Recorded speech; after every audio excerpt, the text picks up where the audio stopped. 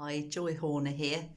I haven't written very many notes today. This was a spontaneous topic that came to me when I woke up this morning, all to do with reducing stress in pregnancy and why that's a good idea. Now, it's a good idea for everyone, whether they're pregnant or not, to reduce stress as much as they can. And I've got to acknowledge that in these times, a lot of us are very, very stressed, and there's a lot of things we can't change about what's going on. But we can change a few subtle things and help our minds calm despite what's going on. So the things you can't change are, the situation with the pandemic, the rules at the hospital, if you're going to hospital, the home situation that you may be in. Although you can work on those things, sometimes there are big changes. If you've got to work on the relationship with your mother, it's not going to happen overnight. So perhaps in that situation, reducing stress would be, limiting the time with your mother or setting boundaries around meeting your mother. There are things we can change and there are things we can't change. If you're in a bad home situation, accommodation wise, you can do your best to try and get out of that situation. Perhaps you're on a housing waiting list, but you can't actually elicit the change yourself quite often. So we're going to work with the things that you can change. So the things you can change are the things you can do for yourself to promote your mental well-being and the well-being of your baby. And research has shown that we can actually affect the positions that our baby takes in the womb if we're less stressed. Very, very basically, if we're stressed and tense and all our muscles are in tension, there's not as much room for a baby to move around and get in the optimum position. And this isn't meant to shame anyone or blame anyone for anything, because babies get in all sorts of peculiar positions. My first was a brow presentation. Who knows how that happened? But this is just to let us know that the more relaxed we are, the better the blood flow around our body, the better the blood flow to the baby, to the uterus. The more good hormones that are flooding our system, the more of those the baby will receive. And it doesn't matter that we get angry sometimes, and it doesn't matter a jot if we get stressed sometimes, because that's the real life. And if the baby gets a little bit of stress hormones while it's inside, it's preparing it for real life, isn't it? But we don't want that to be the majority of the time, that we're in tension and fear and stress.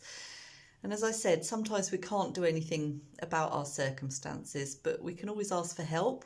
We can ask others if they can help us. And I just want to talk about a few very practical things that we can make into daily habits to reduce our stress levels and reduce the stress hormones that are going around our own system, doing us no good. Time in nature, getting out, getting some exercise, getting some fresh air, getting sun on our faces lifts the mood. It's been proven in cases of depression, if we can get someone out and get them to take big lungfuls of air and get some exercise, it really, really helps. It actually increases the level of serotonin in the brain. So it will make us feel good if we can get out.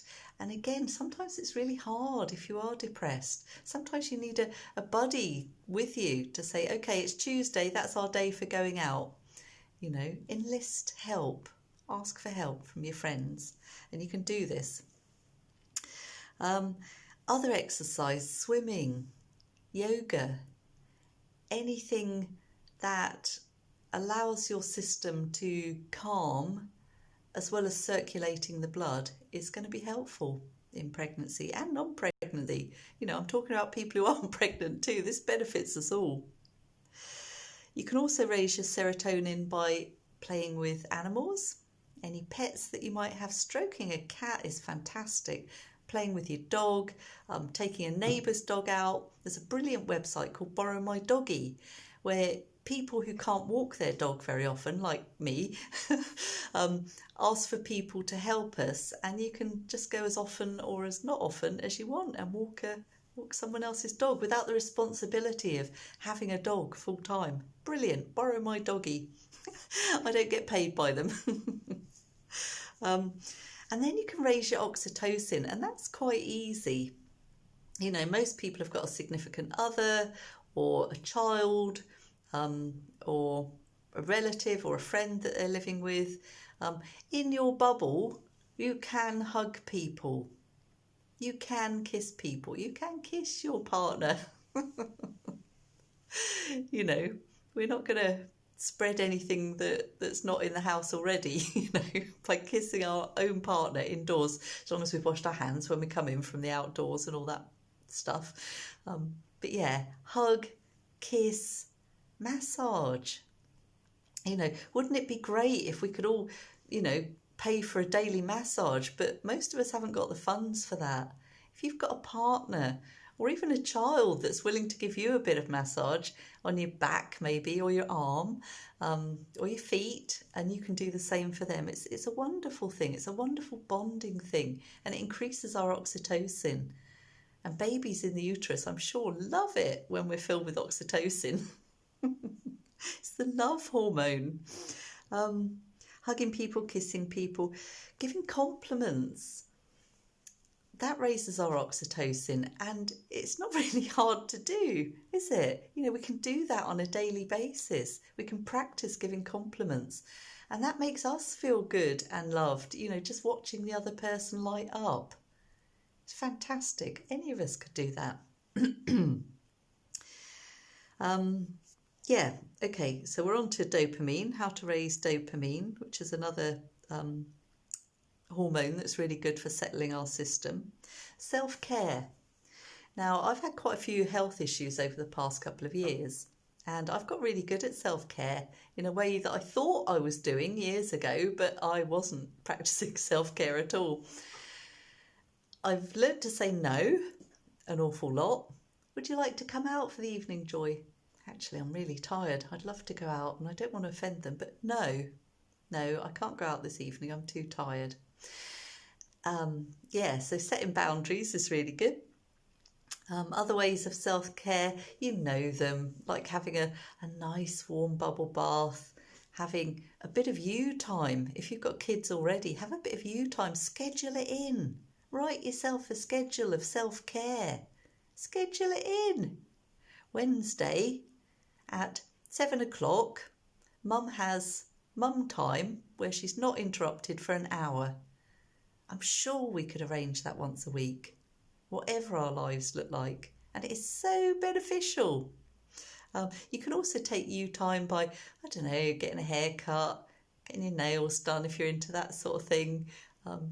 Yeah, I'm not into any of that sort of thing, but you can do that. You can give yourself self-massage. That's good. You can look after your diet, you can look after your nutrition, and we've already said exercise. All of that is really good self-care. Celebrating small wins. You know, we can't do all of this every day. Life gets in the way. Our children have meltdowns.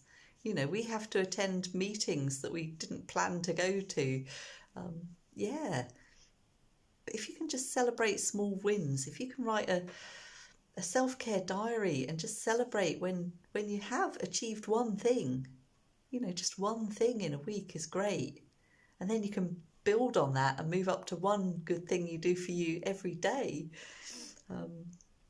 Yeah, so that's celebrating small wins, even if it is just that you got out of bed and you got your kids up and off to school. That's a win. You know, you need to celebrate. Give yourself a pat on the back.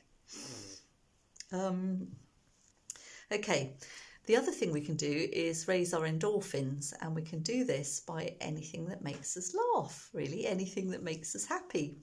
So you can watch a comedy film, you can share jokes with a friend. Again, exercise can raise our endorphin level and make us feel really happy. It's the happy hormone. And you'll be pleased to know dark chocolate actually raises this as well. So dark chocolate in moderation can be really good for our mental well-being. Okay, other things you can do specific to pregnancy, ways to calm your mind, which will then calm your central nervous system. So we've already mentioned practicing yoga and other forms of exercise.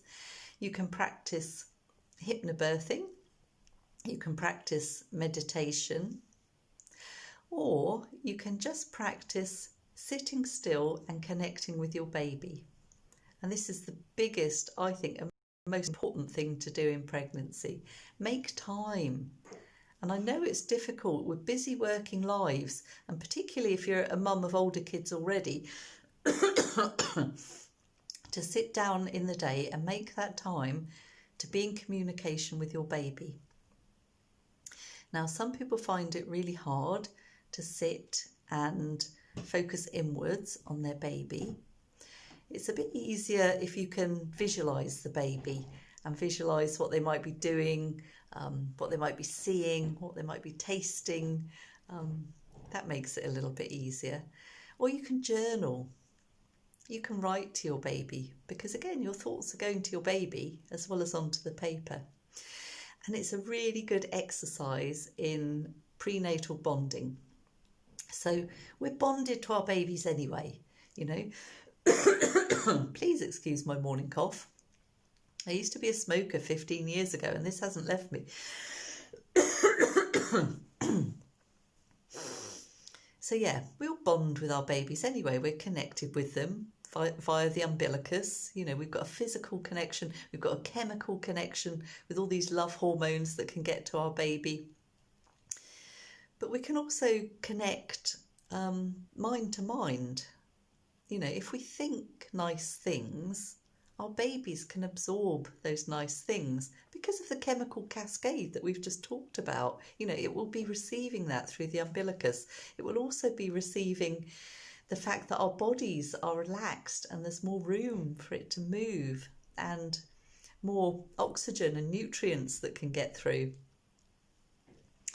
So yeah, spending time with your baby is really, really important, and make time in the day if you can to do that. And I think that's the end of my talk this morning. I don't want to go on too long, but I hope there are just a few things in there that you can weave into your really busy week, write them in your diary, tick them off, and then you'll get that sense of achievement as well. Yeah, and have fun spending time with your babies. Take care. Bye.